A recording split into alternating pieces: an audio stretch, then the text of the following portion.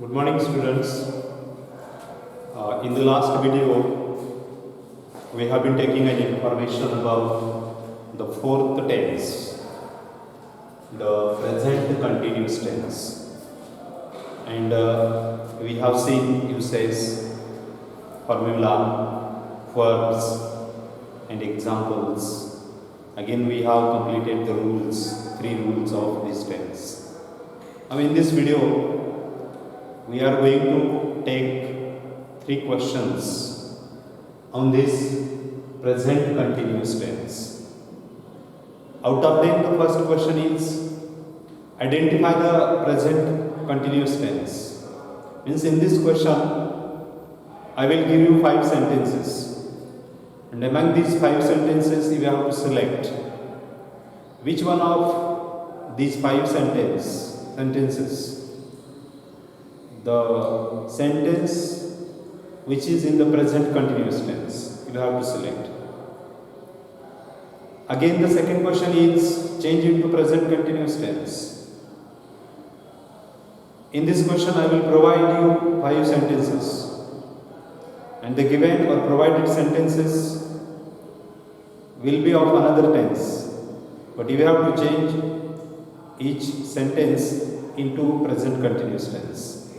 And in case of third question on this tense, change it to English. Meaning, in the third question I will provide you Marathi sentence, and you have to change those Marathi sentences into English. तर विद्यार्थी मित्रांनो, याच्या अगोदरच्या व्हिडिओला आपण present continuous tense, चालू वर्तमान काळ पाहत होतो. चालू वर्तमान काळाला आणखीन दुसरी 2 नावं आहेत. एक आहे प्रोग्रेसिव्ह आणि एक आहे इम्परफेक्ट, आणि हे कंटिन्युअस. त्यामुळे ती तिन्ही नावं तुम्ही लक्षात ठेवा. याच्या अगोदरच्या व्हिडिओमध्ये आपण या काळाचं सूत्र पाहिलं. सूत्र काय आहे? सुरुवातीला कर्ता, कर्त्यानंतर एम इज आर, त्यानंतर क्रियापदाला ING, त्यानंतर कर्म आणि त्याच्यानंतर पूरक. त्यामध्ये आपण पाहिलंय की एम इज आर हे जे कर्त्यानंतर 3 हेल्पिंग वर्ब आहेत, या तिन्हीपैकी आपल्याला कुठलं तरी एकच वापरायचं आहे. एक तर एम वापरायचं, एक तर इज वापरायचं किंवा आर वापरायचं. त्यासाठी मी तुम्हाला सांगितलं होतं की जर कर्ता आय असेल तर एम वापरा त्यापुढं. जर कर्ता ही, सी, इट किंवा एकवचनी नाम असेल तर त्यासाठी इज वापरा. जर कर्ता वी, यू, दे किंवा अनेकवचनी असेल तर त्यासाठी आर वापरा. म्हणजे एम इज आर हे तिन्ही न वापरता त्यापैकी एक वापरायचं, आणि ते कसं वापरायचं ते या पद्धतीने वापरायचं. त्याच्यानंतर आपण याच्यावरचे वाक्य पाहिले होते. कर्ते घेऊन I, we, you, he, she, it, ते आणि शेवटी स्वतःचं नाव. त्यानंतर याचे रूल्स पाहिले होते. तर याचे रूल्स परत मी तुम्हाला एक रिमाइंड करतो. त्यामध्ये रूल फर्स्ट, पहिला नियम, अपूर्ण वर्तमान काळात कर्त्यानंतरनं एम, इज, आर या 3 पैकी एक कोणतंही सहाय्यकारी क्रियापद वापरलं जातं. नियम नंबर 2, अपूर्ण वर्तमान काळात मूळ क्रियापदाला ING लावतात किंवा त्याचं चौथं रूप असतं. आणि नियम नंबर 3, जर मराठी वाक्यातील क्रियापदाचा शेवट त आहे किंवा त आहेत असा होत असेल किंवा असा असेल तर तशा मराठी वाक्यामध्ये इंग्रजीतला प्रेझेंट कंटिन्युअस टेन्स वापरायचा असतो. तर असे हे एकूण 3 नियम आहेत. तर याची 2 सर्वात महत्त्वाची लक्षणं कोणती? एक तर ॲमिजार असायला पाहिजे आणि पुढे क्रियापदाला ING असलं पाहिजे. ही 2 लक्षणं महत्त्वाची. तर त्या वाक्यात म्हणायचं प्रेझेंट कंटिन्युअस टेन्स. नुसतं ॲमिजार असून चालत नाही, पुढे क्रियापदाला पण ING असलं पाहिजे, किंवा नुसतं ING असून चालत नाही, त्याच्या अगोदर ॲमिजार पण असलं पाहिजे. ही दोन्हीही लक्षणं जर असतील तरच हा काळ आहे असं समजा. तर इथं आपले 4 काळ पूर्ण होतात. तर या 4 काळाची जी लक्षणं आहेत ती रोज तुम्ही रिसाईट करा, रोज म्हणा. क्रियापदाचं पहिलं रूप किंवा डू डज असेल तर सिंपल प्रेझेंट टेन्स.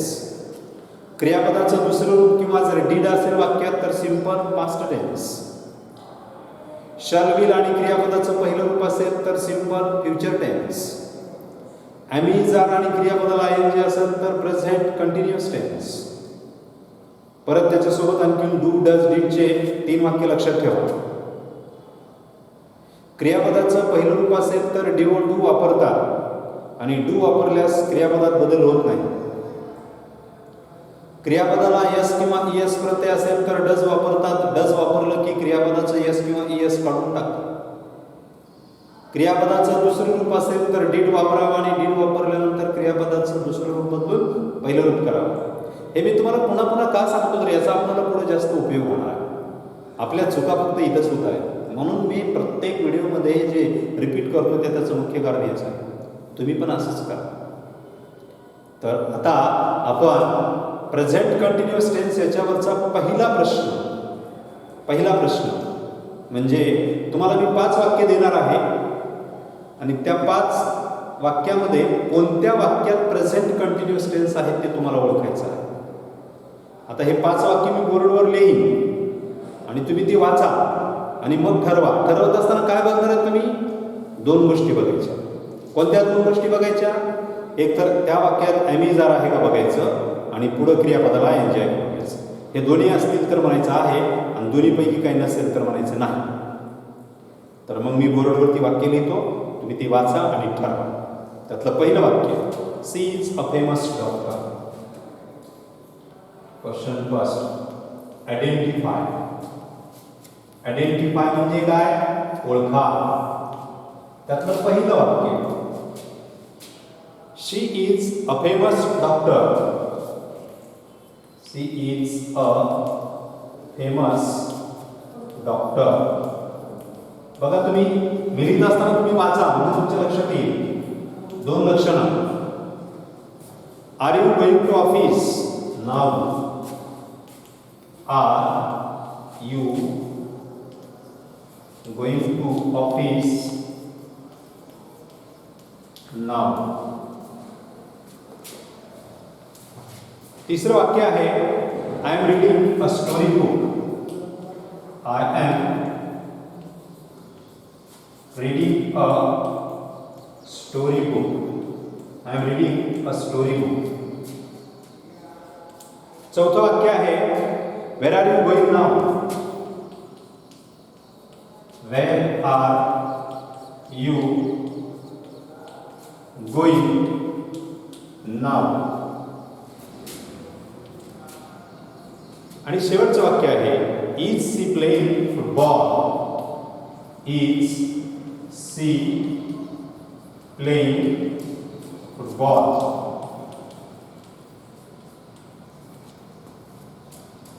पाच वाक्य लिहिले. आता या 5 वाक्यात पैकी कोणत्या वाक्यात तुम्हाला प्रेझेंट कंटिन्युअस आहे ते ओळखायचं. जर असेल तर त्याच्या पुढे राईट करायचं, बॉक्स करायचं त्याच्या पुढे छोटा आणि ते राईट करायचं. आणि नसेल तर असं निगेशन दाखवायचं. मग आता आपल्याला 2 लक्षणं याची सर्वात महत्त्वाची आहेत ती म्हणजे कोणती सांगा? एक तर एम इज आर असायला पाहिजे, दिस इज फर्स्ट. आणि दुसरं म्हणजे क्रियापदाचं चौथं रूप म्हणजे त्याला आयएनजी असायला पाहिजे. हे 1 आणि हे 2 ही 2 लक्षणं जर असतील तर म्हणायचं आहे. पहिलं वाक्य बघा, she is a famous doctor. या वाक्यामध्ये इज आहे, बरोबर आहे, म्हणजे ॲमीज आर पैकी एक आहे. पण दुसरं लक्षण आहे का याच्यात? क्रियापदाला आयएनजी वगैरे आहे का? नाही. याचा अर्थ या वाक्यामध्ये भूतकाळ नाही म्हणायचं, प्रेझेंट कंटिन्युअस नाही. दुसरं वाक्य बघा, are you going to office now?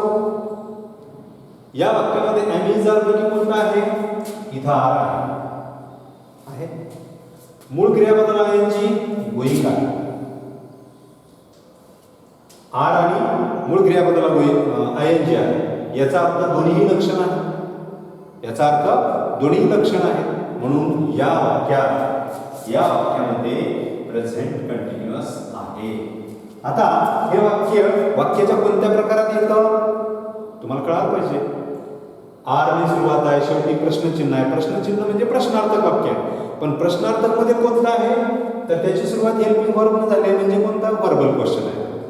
प्रश्न असू द्या, प्रश्नात पण काळ असतोच की, म्हणून हा प्रश्न प्रेझेंट कंटिन्युअस टेन्स मध्ये. आता तिसरं वाक्य बघा, I am reading a story book. याच्यामध्ये आय एम आहे, याच्यामध्ये रीडिंग आहे, चौथं रूप आहे, रीडला आयएनजी लागले, आय एम आहे आणि क्रियापदाला आयएनजी आहे, दोन्ही लक्षण. याचा अर्थ या वाक्यामध्ये प्रेझेंट कंटिन्युअस टेन्स आहे.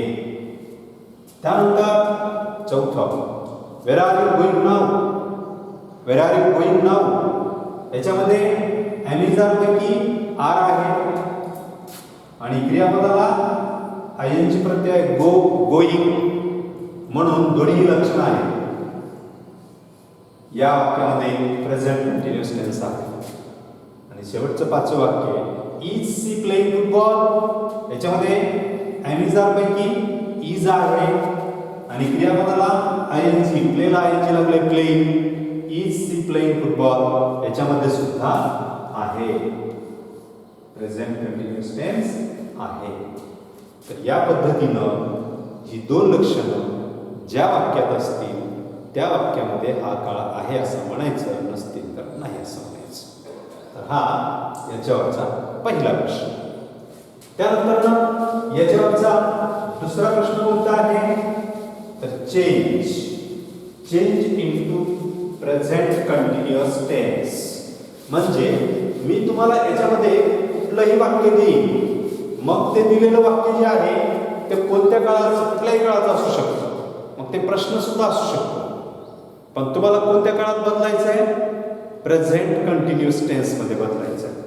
मग प्रेझेंट कंटिन्युअस टेन्स या काळाचं सूत्र काय आहे, सुरुवातीला सब्जेक्ट, त्याच्यानंतर एम, इज, आर, त्याच्यानंतर क्रियापदाला आयएनजी, त्यानंतर ऑब्जेक्ट आणि सर्वात शेवटी कॉम्प्लिमेंट. हे सूत्र पाठ पाहिजे तुम्हाला, प्रत्येक काळाचं सूत्र पाठ पाहिजे. ते रोज तुम्ही म्हणा. मी याच्या अगोदरच्या व्हिडिओमध्ये सांगितलं तुम्हाला, रोज म्हणा तुम्ही, रोजच्या रोज म्हणायचे. तुम्ही रोज ब्रश करताना म्हणा, आंघोळ करताना म्हणा. त्याला काय वेगळा वेळ देऊ नका. सिंपल प्रेझेंट टेन्स, कर्ता अधिक क्रियापदाचं पहिलं रूप अधिक कर्म अधिक पूरक. सिंपल पास्ट टेन्स, कर्ता अधिक क्रियापदाचं दुसरं रूप अधिक कर्म अधिक पूरक. सिंपल फ्युचर टेन्स, कर्ता अधिक शाल किंवा विल क्रियापदाचं पहिलं रूप कर्म आणि पूरक. Present continuous tense, subject plus am, is, are plus MV ING plus object plus complement. संपलं, जास्त वेळ लागत नाही, म्हणायचं रोज. तसं इथं subject, am, is, are, MV ING, object आणि कॉम्प्लिमेंट या पद्धतीने ते बदलायचं. मग दिलेलं वाक्य कुठल्याही काळात असू शकतं. त्यासाठी पहिलं वाक्य होतं, he threw the ball. He threw the ball. आता हे जे वाक्य आहे, हे वाक्य मी तुम्हाला शिकवलेल्या काळापैकी आहे, म्हणून ओळखता आलं पाहिजे.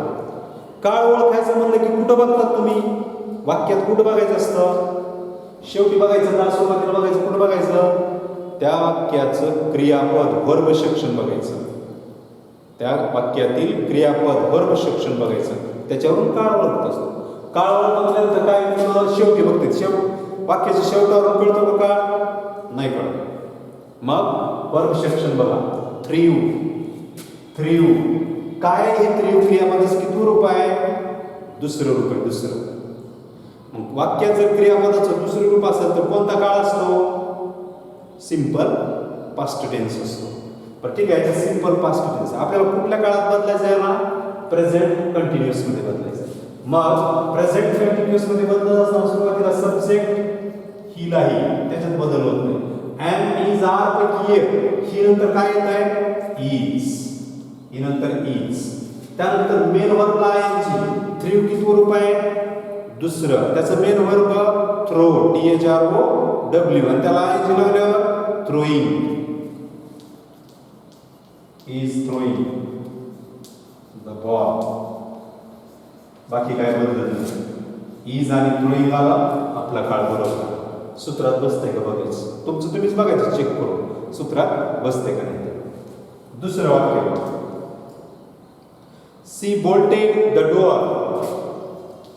C bolted the door. She bolted the door.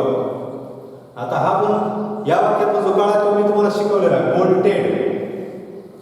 Bolted किती रूप आहे? दुसरं. बोल्ट पहिला. बोल्ट म्हणजे काय?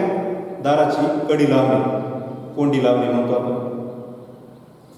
C bolted the door simple past tense आहे. मग परत पुन्हा एकदा बघायचं नंतर मी त्यांना करता सी त्याचं सी नंतर एम इज पैकी काय येतं? इज.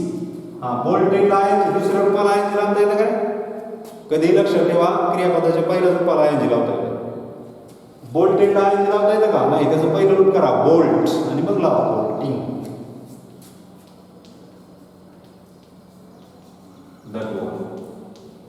हे त्याचं उत्तर झालं. इथं इज आलं क्रियापदाला आहे. आता पाच तिसरं वाक्य. Did you open the door. Did you open the door.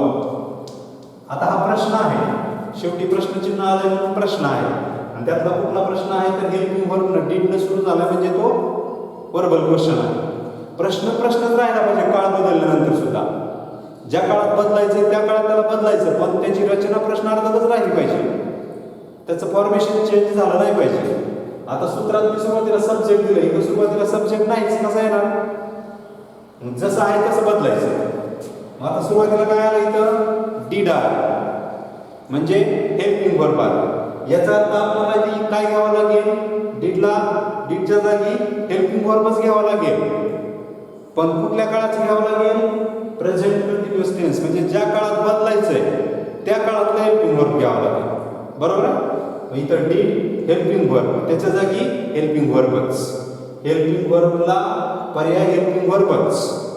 Did याच्या जागी हेल्पिंग वर्ब पण कोणत्या काळाचं? प्रेझेंट कंटिन्युअस टेन्सचं. आता यू करताय, यूला अनुसरून एम इज आर पैकी काय येईल? यू साठी आर येईल म्हणून आर. कर्त्याला यूला यू. आता इथं ओपन आहे मग त्याला आय लावल्यावर काय होत आहे? Opening. Are you opening the door. Are you opening the door. या पद्धतीनं हे वाक्य होतं. म्हणजे प्रश्नार्थक वाक्याचं काळ बदलत असताना थोडंसं लक्षात ठेवा. कारण बरेच मुलं मग त्याला काय करतील? या सूत्राप्रमाणे करतील. प्रश्नच राहिला पाहिजे फक्त त्याच्यातला काळ बदलला पाहिजे. मग अशा वेळेला काय करायचं? हेल्पिंग वर्बच्या जागी हेल्पिंग वर्बच आलं पाहिजे पण ज्या काळात बदलायचं त्या काळात हेल्पिंग वर्ब आलं पाहिजे. लक्षात ठेवा. त्यानंतर मग पुढचं व्हाय डिड यू. चौथं वाक्य why did you kill the bird. Why did you kill the bird. आता याच्या शेवटी प्रश्नार्थक चिन्ह म्हणजे हे प्रश्नार्थकच आहे पण कसलं प्रश्नार्थक आहे? सुरुवातीला व्हाय आलं प्रश्नार्थक शब्द आला. प्रश्नार्थक सर्वांना माहिती आहे म्हणजे हे डब्ल्यूएच टाईपचा प्रश्न आहे. आता मला सांगा या प्रश्नात कोणता काळ आहे? शिकवण्यापैकी आहे तुम्हाला बघा ओळखू येतो. या प्रश्नामध्ये डीड आहे. जर वाक्यात क्रियापदाचं दुसरं रूप किंवा डीड आला असेल तर कोणता काळ असतो? सिंपल पास्ट टेन्स असतो. म्हणून या वाक्यात सिंपल पास्ट टेन्स आहे. असू द्या पण बदलायचं कोणत्या काळात? प्रेझेंट कंटिन्युअस मध्ये बदलायचं. मग आता व्हायचं वाय आहे तसं. इथं डीड आहे हेल्पिंग वर्ब आहे. मग आता डीड चालेल का खाली? नाही. डीडच्या जागी दुसरं हेल्पिंग वर्ब घ्यावं लागेल. कोणतं घ्यायचं? ज्या काळात बदलायचं त्या काळात. मग कोणत्या काळात बदलायचं? Present continuous. कोणती हेल्पिंग वर्ब आहेत? Am is are. मग आता इएफ पुढे करता यू आहे. यू साठी एम इज आर पैकी काय चालते? मग आर. म्हणून इथं आर. Y are you. आता किल त्याला आय एन जी लावावं लागते. Killing the bird. Why are you killing the bird. प्रश्नचिन्हाला प्रश्न राहिला आपला आणि काळ पण बदलला का नाही बघा. एम इज आर पैकी एक आणि मूळ क्रियापदाला आय एन जी दोन्ही लक्षणं आली त्याच्यामध्ये म्हणून हा काळ आपला बरोबर आहे. आणि आता राहिलं शेवटचं 5वं वाक्य. वी सॉ ॲन एलिफंट. वी सॉ ॲन एलिफंट. आता हे वाक्य मी तुम्हाला सांगत नाही, तुमचं तुम्ही करा. वी सॉ ॲन एलिफंट हे तुमचं तुम्ही त्याचं उत्तर लिहा. तर असं तुम्हाला कुठलंही वाक्य दिल्यानंतर ना त्या वाक्याचा काळ बदला असं विचारल्यानंतर या पद्धतीने तुम्हाला त्या त्या वाक्याचे काळ बदलावे लागतील. आता याच्यावरचा तिसरा प्रश्न, शेवटचा प्रश्न, चेंज इनटू इंग्लिश. प्रश्न तिसरा, चेंज इनटू इंग्लिश. म्हणजे तुम्हाला मी मराठी वाक्य देईन आणि त्या मराठी वाक्यात इंग्रजीतला काळ वापरायचा. मग मला सांगा, जर मराठी वाक्यातील क्रियापदाचा शेवट त आहे किंवा त आहेत आणि पचनी करता असेल, यापैकी जर असेल, त आहे किंवा त आहे यापैकी जर असेल तर त्या मराठी वाक्यात कोणता काळ वापरायचा? प्रेझेंट कंटिन्युअस टेन्स वापरायचा. असं प्रत्येक काळात लक्षात ठेवायचं. समजा जर मराठी वाक्यातील क्रियापदाचा शेवट त, तो, ते यापैकी असेल तर सिंपल प्रेझेंट टेन्स वापरायचं. जर मराठी वाक्यातील क्रियापदाचा शेवट ला, ली, ले असा असेल तर सिंपल पास्ट टेन्स वापरायचा. जर मराठी वाक्यातील क्रियापदाचा शेवट न, ल, रू यापैकी असेल तर सिंपल फ्युचर टेन्स वापरायचा. आणि जर मराठी वाक्यातील क्रियापदाचा शेवट त आहे, त आहेत असा असेल तर त्याच्यात कोणता वापरायचा? प्रेझेंट कंटिन्युअस टेन्स वापरायचा. हे तुम्ही रोज जर केलं तरच लक्षात राहतं. तुम्ही असं एकाच दिवशी बसचाल आणि 100 वेळा म्हणसाल, लक्षात राहत नाही. रोज रोज करायचं, रोज प्रॅक्टिकली करायचे, रोज ती वाक्य आपण स्वतःहून तयार करायची. मी 5 वाक्य दिली तर तुम्ही 25 करायचे तशाच बेसवर असलेली. तेवढीच 5 घेऊन बसायचं नाही, मग काय होणार नाही 5 नाही. मला मर्यादा पडतात म्हणून मी 5 देतो, तुम्ही 25 करा. मग त्यातली काय होकारार्थी करा, नकारार्थी करा.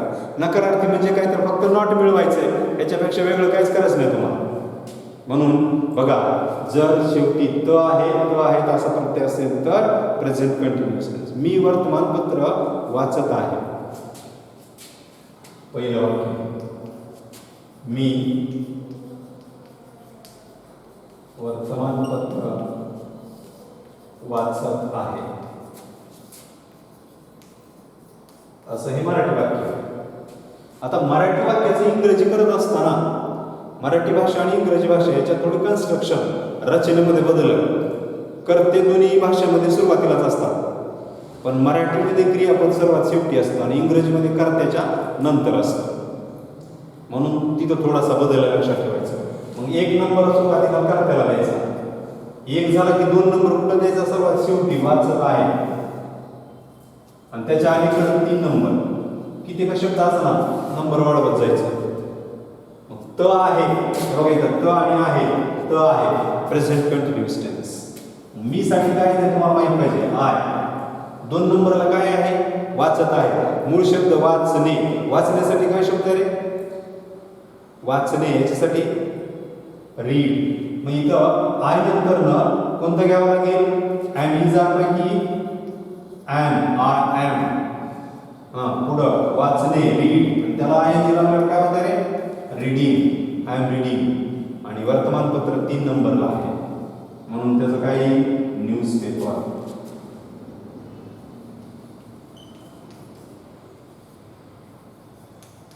I am reading newspaper. तुम्ही म्हणाल ॲमचा काय कुठं नंबरच नाही, त्याला नंबर नाही का? तर तुम्हाला माहिती असलं पाहिजे की प्रेझेंट कंटिन्युअस टेन्समध्ये कर्त्यानंतर helping verb am is are वापरतात, त्यामुळे त्याला नंबर द्यायची गरज नाही. जे शब्द आहेत त्यालाच फक्त आपण नंबर दिलेले आहे. आता त्यानंतर ना मी दुसरं वाक्य घेतो, माझे आजोबा बागेत काम करत आहेत. दुसरं वाक्य घेतो, 2 नंबरचं वाक्य, माझे आजोबा बागेत काम करत आहेत. माझे आजोबा बागेत काम करत आहेत.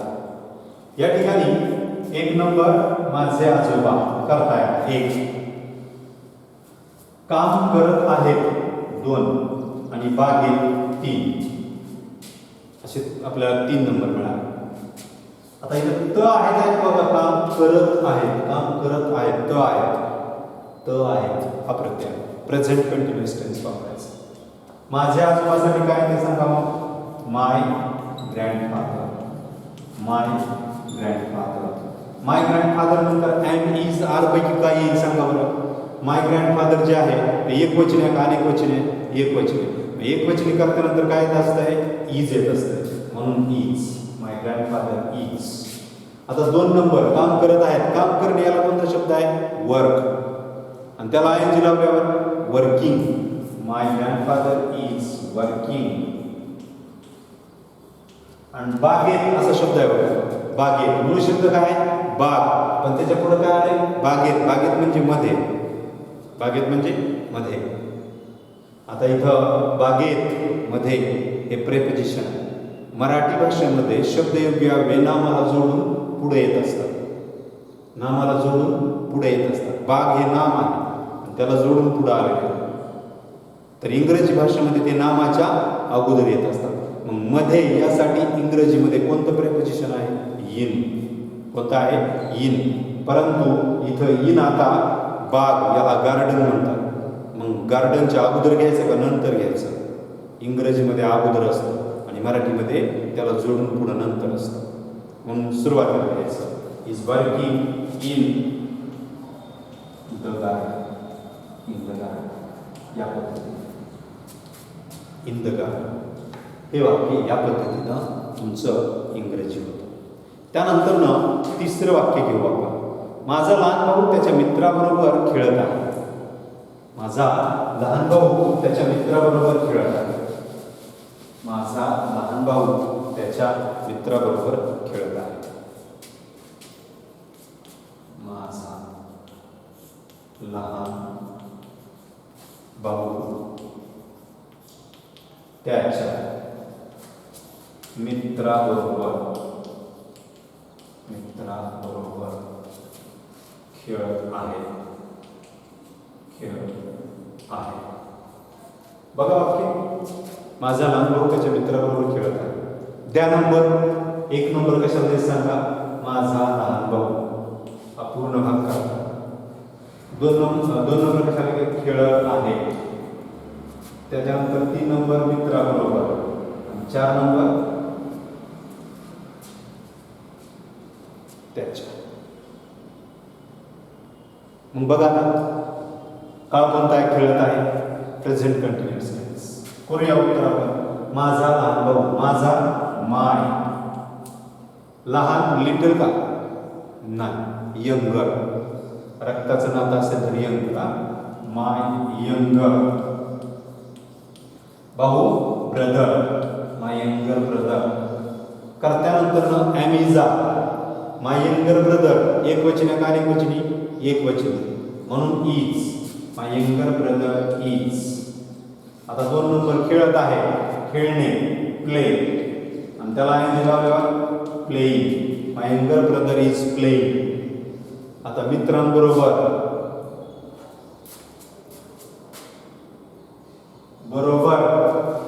मूळ शब्द मित्र, त्याच्या सोबत जोडून आलेला शब्द बरोबर, प्रेपोजिशन आहे, शब्दयोग्य आहे.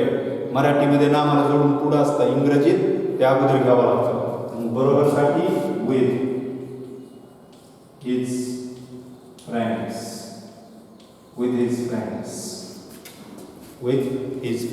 त्याच्या मित्राबरोबर. My younger brother is playing with his friends. या पद्धतीने येतं. त्यानंतर मी पुढचं वाक्य असंच वाचतो, तुम्ही ते लिहून घ्यायचं आणि करायचं. माझी आई स्वयंपाकघरात काम करत आहे. माझी आई स्वयंपाकघरात काम करत आहे. हे वाक्य लिहून घ्यायचं आणि तुम्ही स्वतः करायचं. त्याच्या पुढचं वाक्य, राम पुस्तक वाचत आहे. राम पुस्तक वाचत आहे. त्यानंतरचं वाक्य, तो चित्र काढत आहे. तो चित्र काढत आहे. मी बाजारात जात आहे. मी गृहपाठ लिहित आहे. पक्षी झाडावर बसून गात आहे. शेतकरी शेतावर काम करत आहे. अशा पद्धतीची वेगवेगळी वाक्य तुम्ही स्वतः करायची आणि त्याचं इंग्रजी भाषांतर करायचं, म्हणजे तुमचं परफेक्शन वाढेल. तर इथं आपला चौथा काळ, सिरियल चौथा काळ, प्रेझेंट कंटिन्युअस टेन्स संपतो. या नंतरच्या व्हिडिओला आपण याच्या पुढचा पाचवा काळ म्हणजे कोणता असेल, पास्ट कंटिन्युअस टेन्स, याच्याबद्दल माहिती घेऊया. तोपर्यंत इथंच थांबूया. ओके.